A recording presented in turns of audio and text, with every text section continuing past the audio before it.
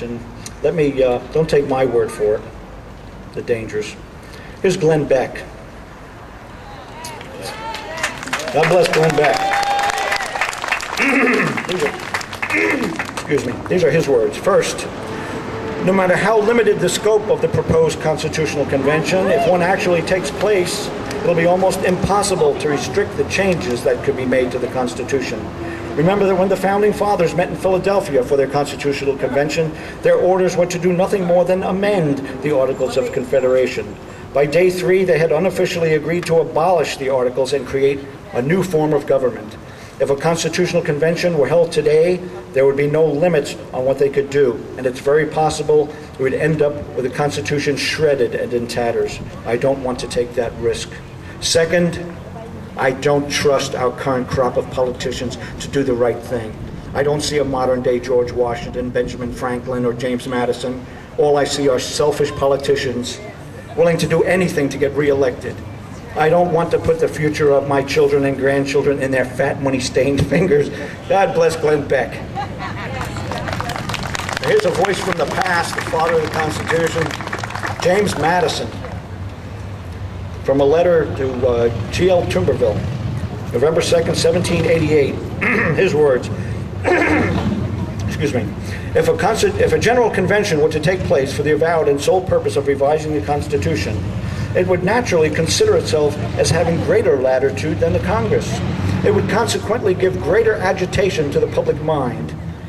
An election into it would be courted by the most violent partisans on both sides, and would no doubt contain individuals of insidious views, who under the mask of seeking alterations popular in some parts, might have the dangerous opportunity of sapping the very foundations of the fabric.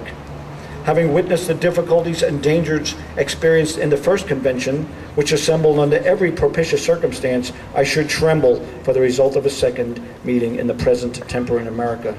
He couldn't imagine what it'd be like now. Here's another one. Chief Justice Warren Burger, Supreme Court, argued along the same lines when he vigorously opposed convening a constitutional convention in a letter he wrote to Phyllis Schlafly of Eagle Forum in June of 1988. Quote, I have also repeatedly given my opinion that there is no effective way to limit or muzzle the actions of a constitutional convention. The convention would make its own rules and set its own agenda. Congress might try to limit the convention to one amendment or to one issue, but there is no way to assure that the convention would obey. After a convention is convened, it will be too late to stop the convention if they don't like its agenda. The meeting in 1787 ignored the limit placed by the Confederation Congress for the sole and express purpose. It would be the scrapping of the United States Constitution, and we're only a few states away, even now. Now the danger is, as I speak, there are hundreds of thousands, perhaps millions of your fellow patriots assembled at over 500 of these tea parties across America. God bless their patriotism. However, lest we be naive, I grew up in the streets of the Bronx. I tend to think of myself as not being naive. There are sheep in wolves' clothing, and I'm going to tell you about them. There's two organizations, the Bill of Federalism Project and the Constitution Restoration Initiative.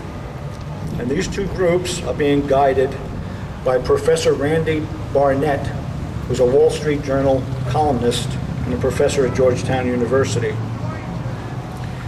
And what's happening is these two groups, through Randy Barnett, are influencing the Tea Party movement, attempting essentially to hijack the Tea Party movement nationwide, and urging the participants of the Tea Parties to, it's very important, to contact your legislators and urge them to call for a constitutional convention in support of this Bill of Federalism, 10 amendments that Professor Barnett came up with.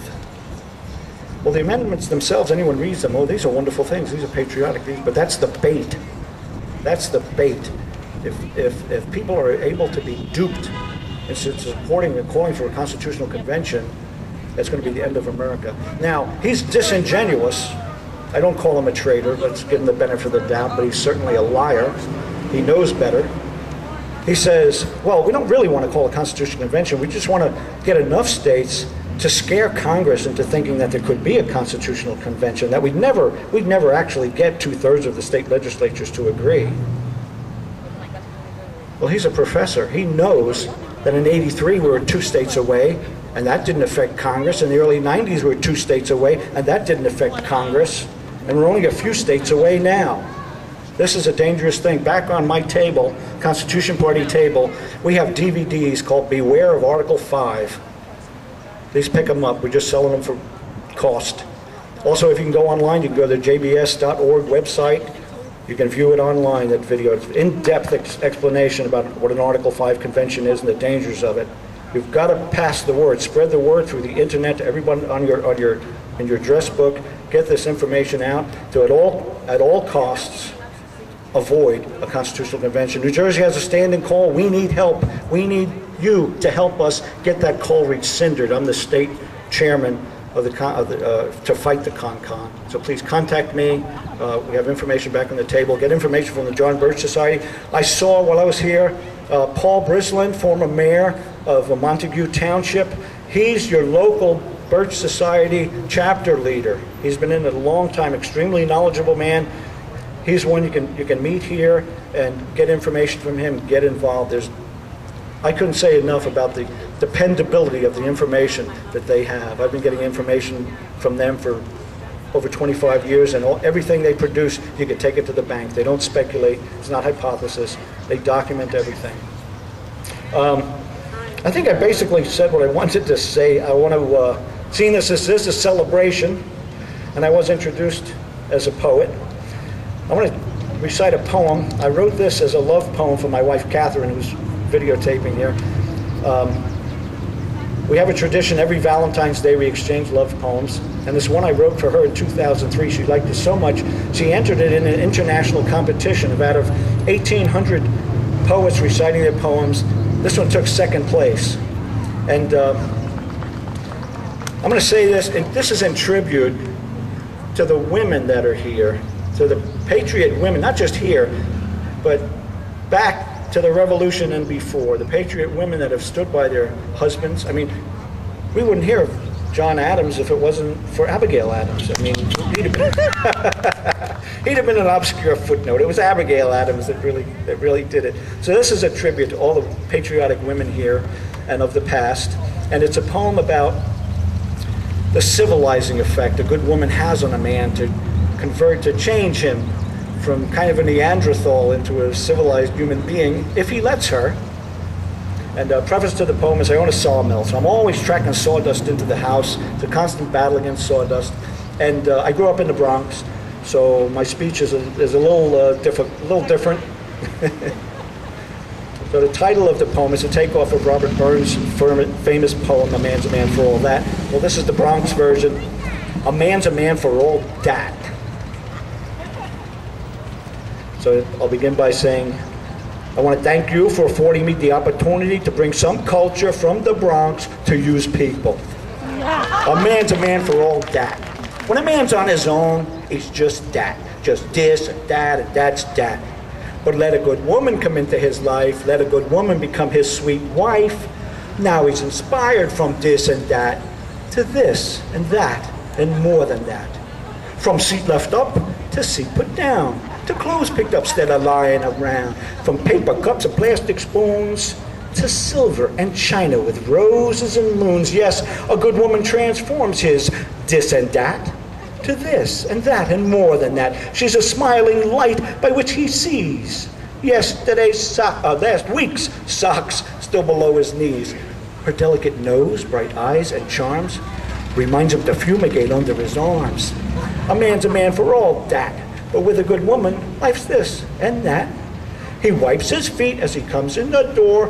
Don't track that sawdust, not on my floor. He hangs up his coat on the back of the chair. Oh, that's right, that's wrong, it doesn't go there. Well, he hangs it up somewhere, just where I forget. Not on the floor, because the floor's all wet. From the mud on the boots, which by the door should be set. I'll be getting that look again, that's a safe bet. But instead, she brings warmly a cup of hot tea with smiles and kisses and, biscotti. I know there's a lot more that man should do. Lots of rules about tea time and stuff called foo-foo. Yes, a man's a man for all that. With sawdust and leaves on his old woolen hat, on his own he's content as an old alley cat, scruffy and scraggly as this and that. But with a good woman, like I'm blessed to call mine, his life starts to mellow like aging fine wine. His mind starts to think, and his heart starts to care for the spirit-filled treasure who's his lady fair. So he opens her door, he puts down the seat, he eats with a fork after cutting the meat, with napkin in lap and armpits like cedar. He thinks of his life and how much it is sweeter than when he was only and lonely and sad. Says A, this new life ain't really half bad. Thank you.